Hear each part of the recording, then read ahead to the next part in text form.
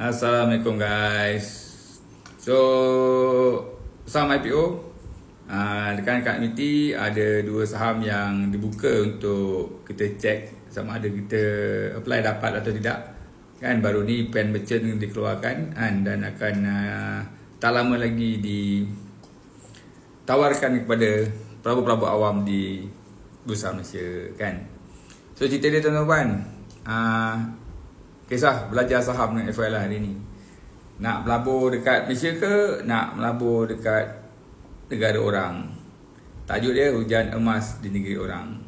Sebenarnya tuan-tuan kan, negara kita ni masih membangun tuan-tuan. Kalau anda lihat, ada banyak syarikat yang perlukan suntikan modal daripada pelabur dan negara ini kan. Pada anda semualah, dengan tujuan untuk membangun dan mengembangkan syarikat mereka ke seluruh dunia. Termasuklah pen merchant ni ke ASM Automation ni kan.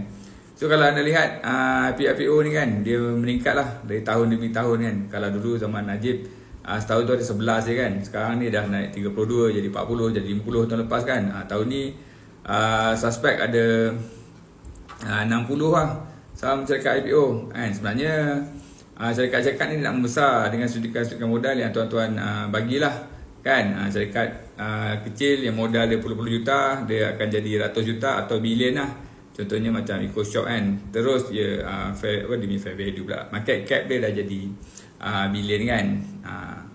Kalau kita lihat FAW contoh, Mr. DIY contohnya, dia mengembangkan syarikat mereka dengan pantas di seluruh Malaysia. Kalau anda lihat Mr. DIY kan Mr. Sepah kan. Sebab apa? Baru-baru ni pun dia dah pergi ke Poland kan. Sebab apa? Sebab anda merupakan pelabur-pelabur yang memberi suntikan modal kepada Mr. DIY. Betul tak? So contohnya Inari, Top Glove, Fatalega kan. Semuanya menyenaraikan syarikat syarikat-syarikat mereka untuk tujuan sama lah, iaitu nak kembangkan syarikat. So kalau ditanya, kerajaan mereka sendiri yang memberi suntikan modal kepada syarikat terpilih yang membolehkan diorang pergi global. Contohnya BYD kan. Ataupun syarikat militeri kan. So ni lah pentingnya tuan-tuan kita melabur dalam Bursa Malaysia. Sebab apa? Kita sebenarnya membantu support syarikat-syarikat dalam negara kita untuk dia membesar kan, untuk membesar dan terus membesar. Tapi lah bagi pelabur yang kebanyakannya kan, dia orang semua yang memikir jangka masa pendek.